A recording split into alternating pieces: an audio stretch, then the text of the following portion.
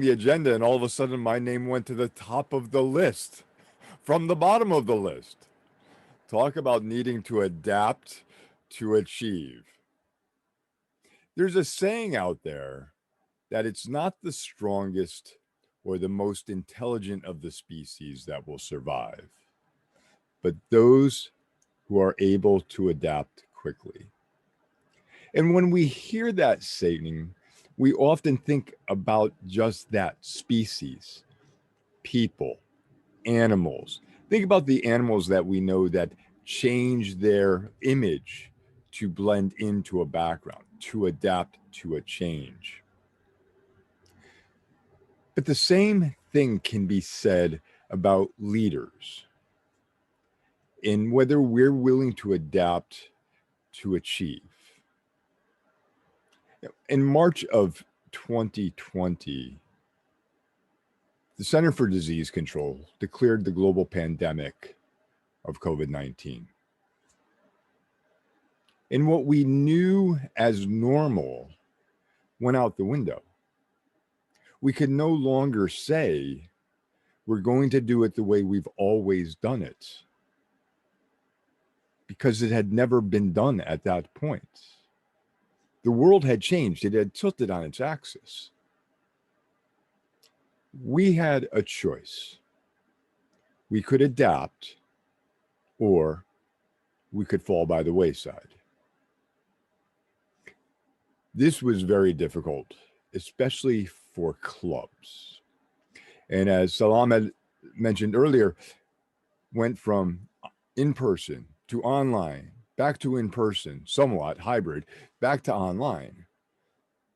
The change was so dynamic that it became almost overwhelming for people.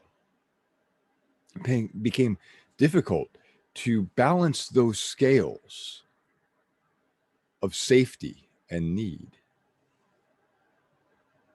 But as leaders, we have to do that.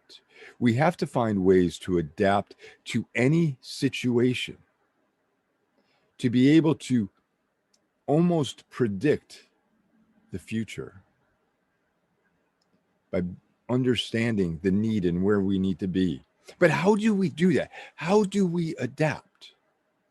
Do we just throw something at the wall, and if it sticks, that's what we go with?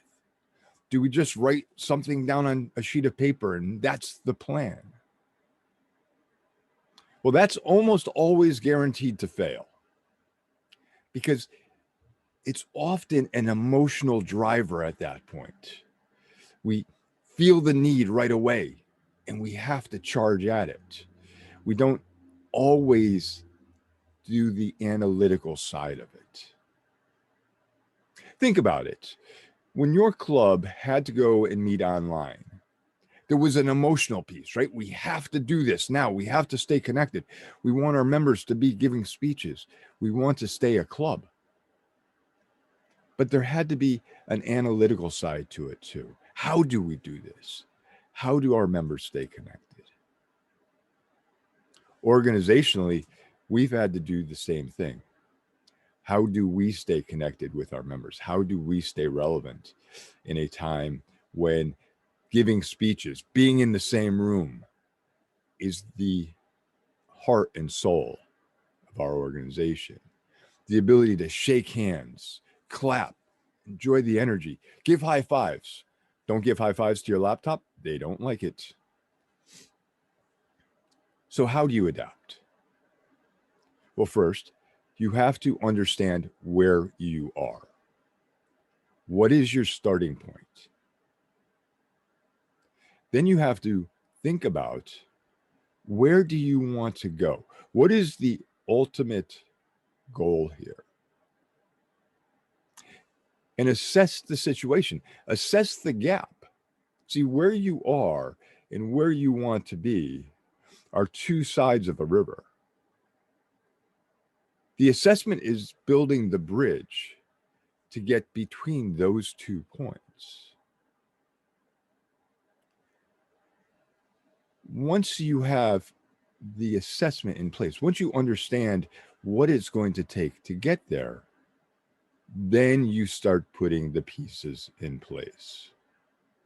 It's just like building a bridge. You have to put the struts in to hold it above the water before you put the planks across. So what is it that we need to do to get there? So assessing the situation.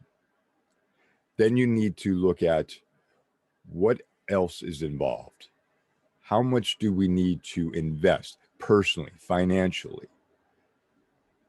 Do we have the knowledge? Do we have the skills to be able to make this happen?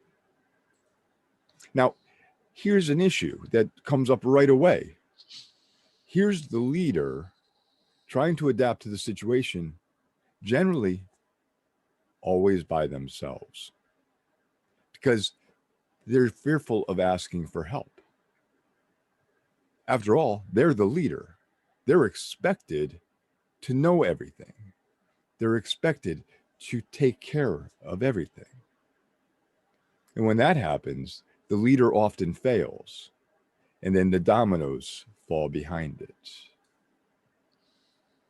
So as a leader, understanding that you need to ask for help to be able to do these things, to be able to help with the adaptation of whatever it is you're trying to do is important. So we assess the situation. Then we start to implement our changes.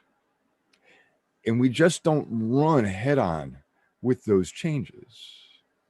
We have to stop every once in a while and look back and say, is this going the way we want it to go? The worst thing you can do as a leader is start to have the change, put it in place, run headlong, and then no one follows you. It was only your idea. It was only your plan of action.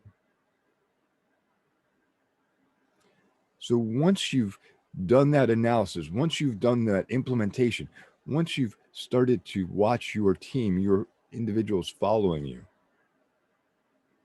then you start making progress towards the end. Then you start being able to properly adapt.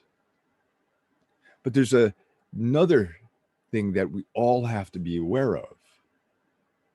As individuals, some of us are more able to adapt, more willing to adapt than others. But what happens if members of your team aren't willing to adapt or can't adapt? As the club president, I'm sure you've seen this, that there are some members who don't want to be on Zoom, don't want to be in that environment. They really want that in-person piece. How do we get them to adapt? How do we encourage them to stay involved? That is another thing that as leaders we need to look at, another thing we need to consider.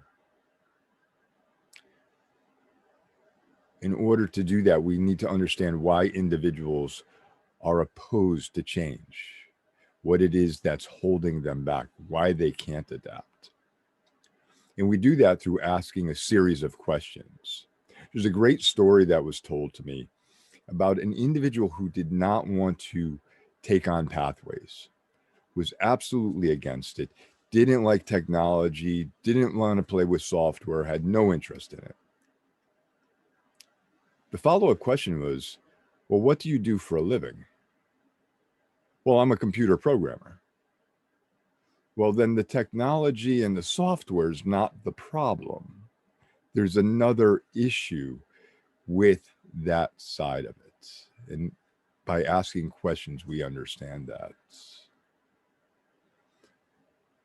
Additionally, and someone already beat me to the point in chat, I happened to just catch chat out the window, the side of my eye there, is that successful people do surround themselves with successful people. And right now, as individuals, the world is at our fingertips.